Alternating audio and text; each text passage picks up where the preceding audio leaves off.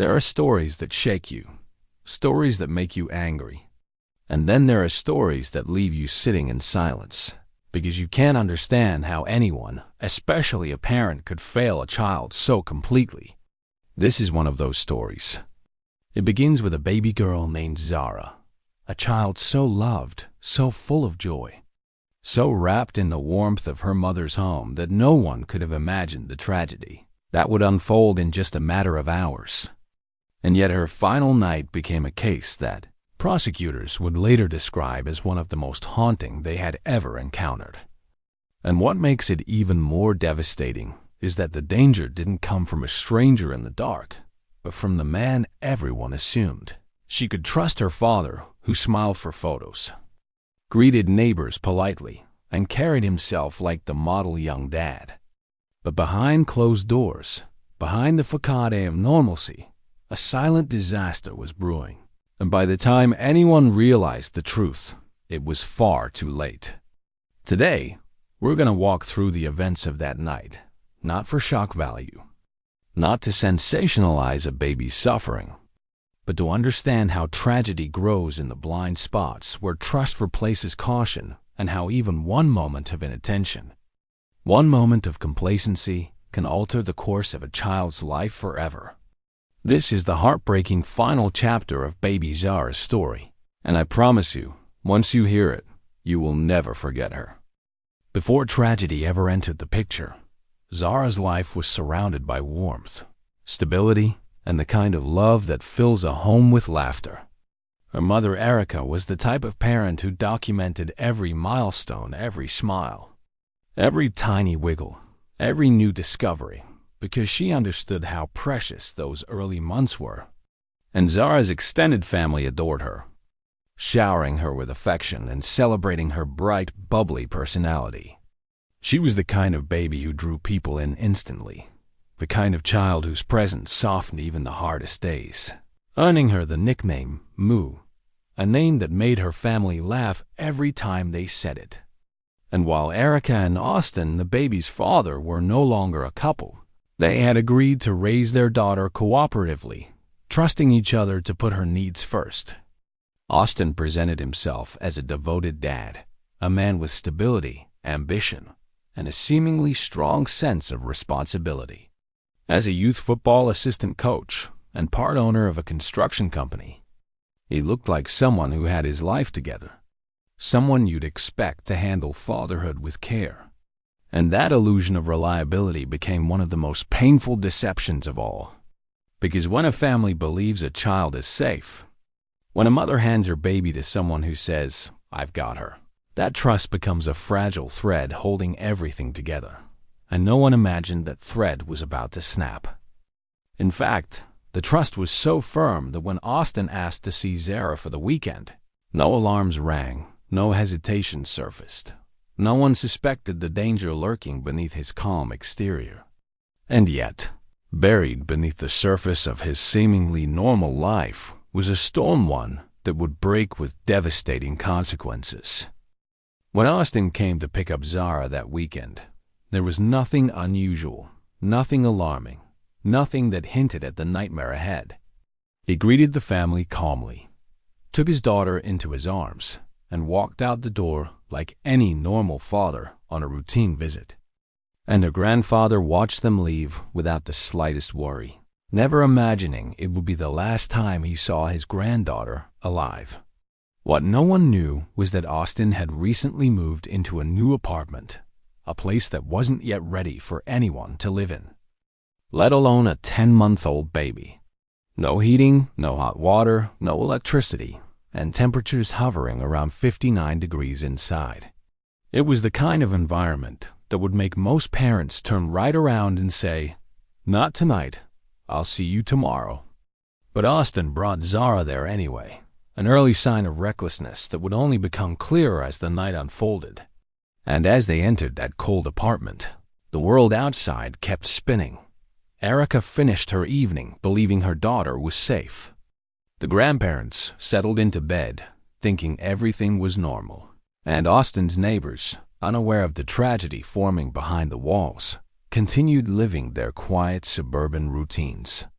The unsettling truth is that sometimes danger doesn't come roaring. Sometimes it arrives quietly. In a cold apartment, in a father's poor judgment, in a series of small choices that seem insignificant until they collide into disaster. And in those silent hours between the moment Austin brought Zara inside and the moment he finally called for help, something happened, something no one witnessed, something that transformed a routine visit into a horrifying headline. The details of that window of time remain clouded with lies, contradictions, and unanswered questions. But what is clear is that Zara should have been safe, warm and protected, yet she was placed in the exact opposite of what a child deserves.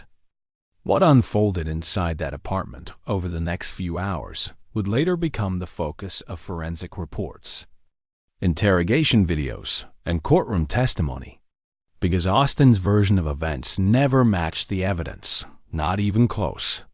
He would later claim that Zara slipped in the bathtub while he stepped away for a drink, a story that might sound believable at first, but the more investigators looked, the more impossible it became. The apartment had no hot water. Why would he be bathing her in a freezing unit? Why would he leave a 10-month-old baby unattended near water? And more importantly, why didn't he call 911 immediately if she truly slipped and stopped breathing? These weren't small inconsistencies. They were cracks wide enough to drive the entire case through. And while Zara lay in distress, fighting silently for her life, Austin spent nearly an hour searching Google for things no parent should ever need to look up during an emergency. Typing questions like, "How do you know if a baby is dead?" Scrolling through CPR instructions, and sending casual messages to women online, as if nothing in his world was collapsing. Meanwhile, Zara remained unresponsive on the bed, her skin turning cold, her breathing fading, and the man responsible for her safety showed no urgency. No panic, no instinctual parental fear, only detachment. When he finally called 911, it was already too late, and the calm, almost emotionless tone of his voice would become one of the first clues that something was deeply wrong. And in those final moments before paramedics arrived, it becomes painfully clear that whatever happened was not an accident, not a slip, not a momentary lapse. It was something far more deliberate, something that only he knows the full truth about, something he could never convincingly explain despite every chance he was given.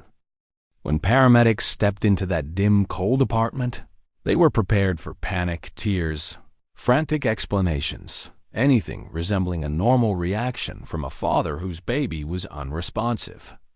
Instead, they found Zara lying motionless on a bed in nothing but a diaper, her skin pale and cool to the touch, while Austin stood nearby with a blank, almost distant expression, as if he were watching someone else's tragedy unfold instead of his own. One MT later described the moment he asked Austin to hand him medical equipment, only to watch him shrug and hand over the wrong item, as though he couldn't be bothered to pay attention, even with his daughter's life hanging in the balance. And that coldness, that emotional void, didn't just unsettle the first responders, it alarmed them. Because in emergency medicine, experienced personnel can tell instantly when a parent is genuinely distraught. And Austin's demeanor didn't match the situation, not even slightly. Zara was rushed to the hospital, but despite the frantic work of medical teams, she was pronounced dead shortly after midnight. And Austin's reaction to the news was not the cry of a grieving father, but a simple sigh, a flat exhale that stunned the staff around him, raising even more suspicion. From that moment forward, investigators began looking at him not as a devastated parent, but as the prime suspect. Because everything that delaying calling 911, his emotionless behavior, his contradictory story, the internet searches painted a picture of someone who was either hiding the truth or simply didn't care enough to help. And as medical examiners began their work, it became clear that the truth was far darker than an accidental fall could ever explain. When the medical examiner began assessing Zara's tiny body, it became immediately clear that Austin's explanation, a slip in the bathtub, didn't make sense. Not scientifically, not physically, not even remotely. The injuries they documented were far too severe, far too clustered, and far too consistent with deliberate blunt force trauma, the kind that requires force no baby could generate on their own and no simple fall could ever produce. The autopsy revealed evidence of prior mistreatment too. Small but significant signs that Zara's final night wasn't the first time she experienced harm under her father's care. And this discovery transformed the investigation from a tragic accident into a criminal case with overwhelming evidence of intentional violence. Meanwhile, detectives obtained a search warrant for Austin's phone, uncovering the disturbing timeline of his actions, how he spent nearly an hour Googling morbid questions, how he chatted with women online while his daughter lay dying, how he failed to do the one thing every parent instinctively does when a child is hurt: act. Investigators pieced together a chilling picture while Zara struggled for breath. Austin hid behind his screen, and by the time he finally dialed 911, the window to save her had already closed. The forensic report confirmed what everyone feared. Zara had died from catastrophic head trauma inflicted during that night. And every piece of evidence contradicted Austin's story, her injuries, the apartment conditions, the timing, the phone activity. All of it pointed to a truth too horrifying for her family to comprehend. This wasn't an accident, and the justice system prepared to confront a father whose neglect, detachment, and violence robbed a beautiful baby girl of her future. The case officially shifted gears from investigation to prosecution, from suspicion to certainty, from confusion to the heartbreaking understanding that Zara's death was not fate, but the result of a choice made by the one person who should have protected her. By the time the case went to trial in March 2022, nearly a year and a half had passed since Zara's death. But the weight of the evidence was so overwhelming that the courtroom atmosphere felt less like a mystery unfolding and more like a reckoning long overdue. Prosecutors presented their timeline with sharp precision. The chilling internet searches, the delay in calling 911, the emotional flatness documented by EMTs, the injuries that no explanation from Austin could account for, and the cold reality that a helpless infant had suffered in the one place she should have been safest. Jurors listened to medical experts describe injuries no baby should ever endure. Her detectives recount Austin's inconsistent statements, and watched interrogation footage where his face and tone revealed nothing resembling grief or panic. And each testimony added another layer to the portrait of a man who seemed disturbingly detached from both responsibility and remorse. The prosecution argued that his behavior that night showed not only intentional harm, but a shocking lack of urgency when his daughter was dying inches away from him. Meanwhile, the defense tried to frame the tragedy as a moment of poor judgment, leaning heavily on the CPR-related search history as evidence of attempts to help. But the jury, guided by the autopsy findings and the timeline of phone activity, saw it for what it was: too little, too late, and too inconsistent with a genuine effort to save a child. When closing arguments ended, the jurors left the courtroom knowing the gravity of what they had just heard. But they needed only 90 minutes to reach a verdict. A strikingly fast decision for such a serious charge, an unmistakable sign that the evidence was not only clear but devastating. Austin Stevens was found guilty on all counts, from homicide to aggravated assault to child endangerment. And when the judge delivered the maximum sentence, life in prison, Austin said nothing, showed nothing, and walked away with the same emotionless expression he had shown since the night his daughter died. In the aftermath of the verdict, the emotional destruction left behind was impossible to measure. Because while the legal system had done its part, nothing, no sentence, no courtroom closure, No statement from the judge could repair the wound carved into Zara's family. Erica, who had trusted Austin enough to let him pick up their daughter that night, was left devastated by a reality no parent should ever face. Replaying the last goodbye, replaying the trust she placed in him, replaying the small decisions that now felt unbearably heavy. Her family, once full of laughter and baby giggles, found themselves navigating a silence that felt unnatural and cruel. And even Austin's own parents refused to stand by him, publicly acknowledging their disappointment and heartbreak as they distanced themselves from the son they thought they knew. This betrayal wasn't just a father hurting his daughter. It was a breach of every expectation society has about what a parent should be. Because we're taught to believe that biology creates instinct, that fatherhood automatically means protection. But Zara's case shattered that illusion completely, and it reminded everyone watching that danger doesn't always look like a villain in the shadows. Sometimes it looks like a familiar face, a polite smile, a man who blends into the community with ease. And perhaps the cruelest part of all is how quickly her life ended compared to how brightly it burned. Zara was a happy baby, the kind that fills a room with light the moment she enters. And yet her future was stolen not by illness or accident, but by someone who was supposed to love her without condition. Her family carried that pain into every day that followed, trying to honor her memory while navigating grief that felt unfair, sudden, and senseless. The courtroom had delivered its judgment, but the emotional consequences were just beginning. When news of Zara's death spread through the community, it didn't just cause sadness. It caused a wave of disbelief so heavy that people struggled to put their feelings into words. Because tragedies involving strangers are horrifying, but tragedies involving a helpless infant at the hands of her own father shake people to their core. Neighbors who once waved politely to Austin from their porches now felt sick knowing what had unfolded behind closed doors. And parents across town found themselves holding their children a little closer that night, suddenly reminded of how fragile safety really is.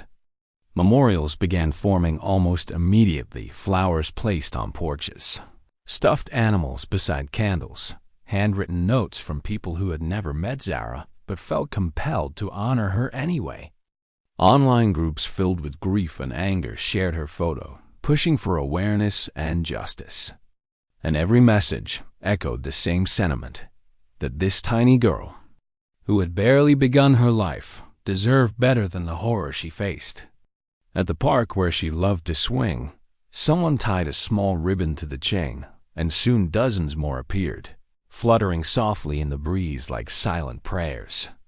Her mother's friends stepped in to support the family, organizing vigils where community members gathered with candles and soft music, their faces lit only by warm flame and overwhelming sorrow.